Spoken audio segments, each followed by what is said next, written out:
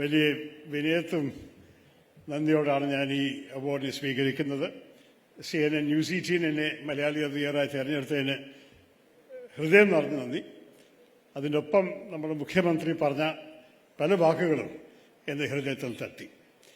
അദ്ദേഹം പറഞ്ഞ പോലെ രാഷ്ട്രീയത്തിൽ അഭിപ്രായ വ്യത്യാസങ്ങൾ ഉണ്ടാവാം, പക്ഷെ അവസാനത്തിൽ നമ്മൾ എല്ലാവരും ഈ നാടിന് നന്മയ്ക്ക് വേണ്ടിയിട്ടല്ലേ പ്രവർത്തിക്കുന്നത്. അതാണ് നമ്മൾക്ക് ഒരിക്കലും മറക്കാൻ പാടാത്തത്. അതുകൊണ്ട് ആ സ്ഥിതിയിൽ അദ്ദേഹത്തിൻ്റെ വാക്കുകളും നിങ്ങളെന്നെ ഇന്ന് അംഗീകരിച്ചതിനും എനിക്ക് നന്ദി മാത്രമേ ഉള്ളൂ. നിങ്ങളെന്നെ വിശ്വപൗരനായിട്ട് വിളിച്ചു, പക്ഷേ ഭാരതീയ പൗരൻ തന്നെയാണ്. ഒരിക്കലും വേറെ ഏതൊരു പൗരത്വം എടുത്തിട്ടില്ല. പക്ഷേ ശരിക്കും കുറേ വർഷങ്ങളായിട്ട് എന്നെ അറിയപ്പെടുന്നൊരു മരുനാടൻ മലയാളിയായിട്ടായിരുന്നു. ജനിച്ചത് ലണ്ടനിൽ, വളർന്നത് ബോംബെയിൽ, ഹൈസ്കൂൾ കൽക്കട്ടയിൽ, കോളേജ് ഡൽഹിയിൽ, അത് കഴിഞ്ഞിട്ട് മാസ്റ്റേഴ്സും PhDയും അമേരിക്കയിൽ, അതെല്ലാം ചെയ്ത ശേഷം ഐക്യരാജ്യസഭയിൽ 29 വർഷം പ്രവർത്തനം.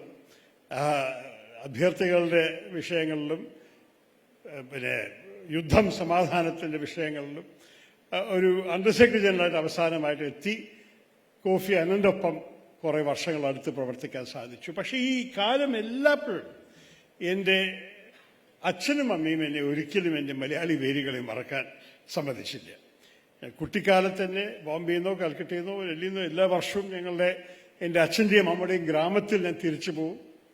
എനിക്ക് മലയാളം സ്കൂളിംഗ് കിട്ടിയില്ല, മലയാളം അങ്ങനെ നേരിട്ട് പഠിക്കാനുള്ള അവസരം ഉണ്ടായിരുന്നു. പക്ഷെ കേട്ട് പഠിച്ചൊരു മലയാളമാണ് എൻ്റെ. അതിൻ്റെ ഒപ്പം കേരളത്തിൻ്റെ ആ സൗന്ദര്യം, കേരളത്തിൻ്റെ ആ റിതംസ്, അതെല്ലാം നേരിട്ട് എല്ലാ വർഷവും കണ്ട് വളർന്ന് മനസ്സിലാക്കാൻ സാധിച്ചതായിരുന്നു.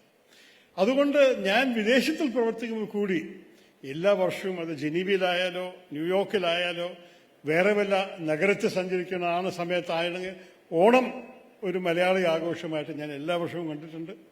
ഐക്യരാജ്യസഭയിലത്തെ ഓരോരോ മലയാളി പ്രവർത്തകർ അവർ കുടുംബത്തിൽ നിന്നൊരു ഡിഷ് കൊണ്ടുവന്നിട്ട് ഒരു ഓണം ആഘോഷം നടത്തുന്ന ഓർമ്മ എനിക്ക് എപ്പോഴും ഉണ്ട് എൻ്റെ UN കാലത്തുനിന്ന്. അപ്പം നാട്ടിൽ തിരിച്ചു വന്നിട്ട് കേരളത്തിൻ്റെ ഒരു പ്രതിനിധിയായിട്ട് പ്രവർത്തിക്കാൻ സാധിച്ചത് ഞാൻ വലിയൊരു ഭാഗ്യമായിട്ട് കണ്ടു.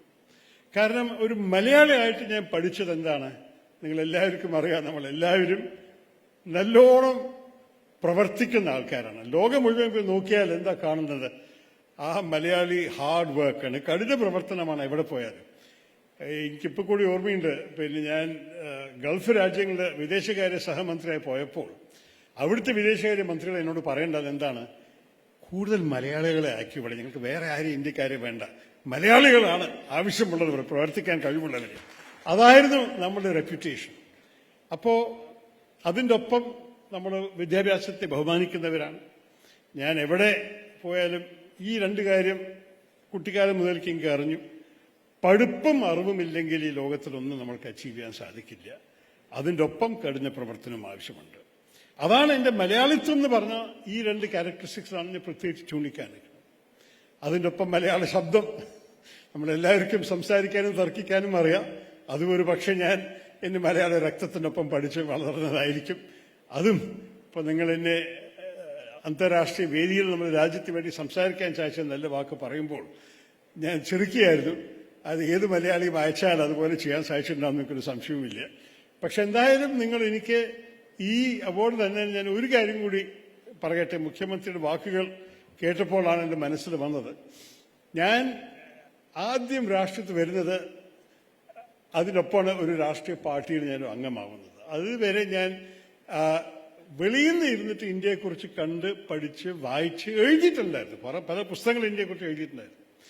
2009 ഞാൻ വന്നപ്പോൾ ഞാൻ ആദ്യം ഒരു പാർട്ടി പ്രതിനിധിയായിട്ട് മത്സരിക്കാൻ ഇറങ്ങിയപ്പോൾ 2009 ഇലക്ഷൻ ഞാൻ എൻ്റെ പ്രസംഗത്തിൽ ഒരു കാര്യം പറയാൻ തുടങ്ങി. അത് ആ കാലത്ത് മാധ്യമക്കാർ വലിയ ശ്രദ്ധ വെച്ചോന്നും എനിക്കറിയില്ല. പക്ഷെ ശരിക്ക് അതിൻ്റെ ഒരു മുദ്രാവാക്യമേ മാറി വന്നിട്ട് ഞാൻ എന്താ പറഞ്ഞ, ശ്രീനാരായണ ഗുരു എപ്പോഴും പറയില്ലേ മതമേതായാലും മനുഷ്യൻ നന്നായാൽ മതിയെന്ന്. അതുപോലെ ഞാൻ പറയട്ടെ, രാഷ്ട്രീയം ഏതായാലും രാഷ്ട്രം നന്നായാൽ മതി. അതാണ് എൻ്റെ വിശ്വാസം. ആ വിശ്വാസത്തിലാണ് ഞാൻ എൻ്റെ എല്ലാ തെരഞ്ഞെടുപ്പിലും എൻ്റെ എല്ലാ പ്രവർത്തനത്തിലും കാണിക്കാൻ ശ്രമിച്ചത്. ഞാൻ ചിലപ്പോൾ പാർട്ടിയുടെ പരിധികൾ ക്രോസ് ചെയ്തിട്ടായിരിക്കും മറ്റേവരെക്കുറിച്ച് നല്ല വാക്കുകൾ പറയണത്. അത് എല്ലാവർക്കും ഇഷ്ടപ്പെടാൻ ആവശ്യമില്ല. പക്ഷെ ഞാൻ എൻ്റെ മനസ്സിൽ എൻ്റെ പൂർണ്ണ വിശ്വാസത്തോടെയാണ് ഞാൻ ഈ കാര്യങ്ങളൊക്കെ പറയുന്നത്. എപ്പോഴും കേരളത്തിൻ്റെ നന്മ, ഭാരതത്തിൻ്റെ നന്മയ്ക്ക് വേണ്ടിയിട്ടാണ് ഞാൻ നിൽക്കുന്നത്. എനിക്ക് ഒരു ഭാരതീയ പൗരനായിട്ടും ഒരു മലയാളിയായിട്ടും ഞാൻ കാണുന്നത് ഇതാണ്: പ്രവർത്തിക്കണം, പഠിക്കണം, പക്ഷേ നാടിൻ്റെ നന്മയ്ക്ക് വേണ്ടി എപ്പോഴും നിൽക്കണം. അതിനൊപ്പം നമ്മുടെ നാടിൻ്റെയും രാജ്യത്തിൻ്റെയും സുരക്ഷ, നാഷണൽ സെക്യൂരിറ്റി, അത് വിദേശകാര്യത്തിൽ എനിക്കൊരു താല്പര്യമുള്ള കാരണം അതിൽ പ്രത്യേകിച്ച് എനിക്ക് ഇടപെടാനുള്ള ഭാഗ്യമുണ്ടായിട്ടുണ്ട്. അതിൽ ഞാൻ എപ്പോഴും നമ്മളെല്ലാവരും ഒപ്പം ഉണ്ടാകും. പക്ഷെ അവസാനത്തിൽ എനിക്ക് നിങ്ങളോട് നന്ദി പറയുമ്പോൾ ഒരു വാക്ക് കൂടി പറയാനുള്ളൂ: ഒരുമിച്ച് നിൽക്കണം.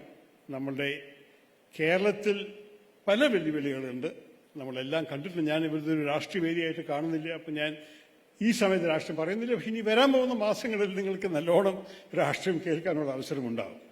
അപ്പോൾ ആ കാലമെല്ലാം കഴിഞ്ഞാലും അവസാനത്തിൽ നമുക്ക് ഈ നാടിൻ്റെ നന്മയ്ക്ക് വേണ്ടിയിട്ട് ഒരുമിച്ച് എല്ലാവരും നിൽക്കണമെന്നാണ് എൻ്റെ ആഗ്രഹം.